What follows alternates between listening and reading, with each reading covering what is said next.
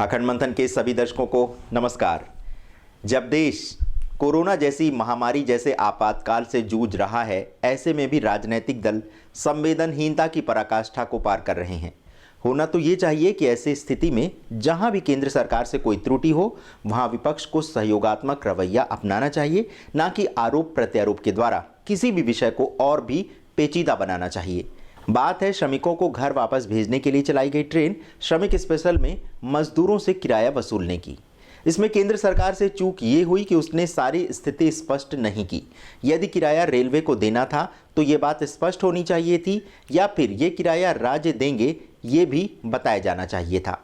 अब बवाल इस बात पर मचा है कि मजदूरों से किराया क्यों लिया गया, लेकिन वास्तविकता पर अब बीजेपी की आईटी सेल ने स्पष्टीकरण दिया है।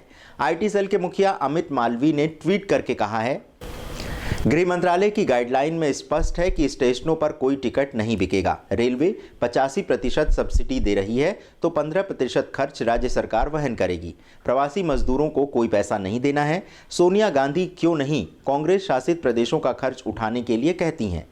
अब बात तो स्पष्ट हो गई, किंतु इसे मुद्दा बनाकर उछाल लिया कांग्रेस ने।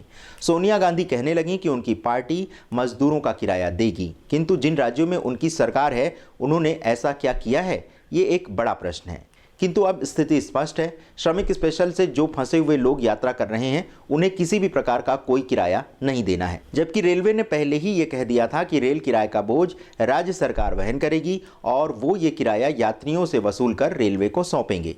यहाँ गड़बड़ी ये हुई कि यदि राज्य सरकार को वहन करना है ये सारा खर्च, तो फिर राज्य सरकार कौन है श्रमिकों से किराया वसूलने वाली, क्योंकि ये तो राहत कार्य के अंतर्गत जनता की सहायता की जा रही है।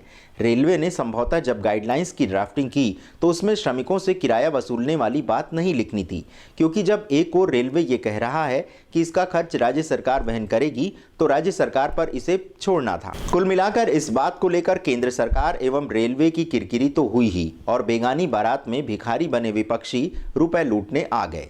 श्रमिकों को जो समस्या हुई वो तो अलग। वैसे वास्तविकता तो ये है कि श्रमिकों से किराया वसूला गया है और वो भी 351 रुपये, जबकि टिकट का मूल्य 305 रुपये है। अब जो किराया श्रमिकों से लिया गया है उसे केंद्र सरकार कैसे लौटाएगी, इस बात पर आगे बात बढ़नी चाहिए और श्रमिकों को उनका किराया वापस करना चाहिए। जब सरकार विदेशों से लोगों को 5 स्टार ट्रीटमेंट देकर भारतीय नागरिकों को वापस बुला सकती है, वह भी निःशुल्क, तो फिर भारत में श्रमिकों से किराया वसूलने की बात समझ नहीं आती। अभी 1 मई को ही श्रमिक दिवस था और 4 मई को श्रमिकों को आईना दिखा दिया गया कि उनके साथ ना तो भगवान है ना ही सरकार। वैसे इस बात की आलोचना तो बीजेपी नेता सुब्रमण्यम स्वामी ने भी की है। उन्होंने इसे केंद्र सरकार की संवेदनहीनता बताते हुए तुरंत इस मामले में कार्रवाई करने की मांग की है।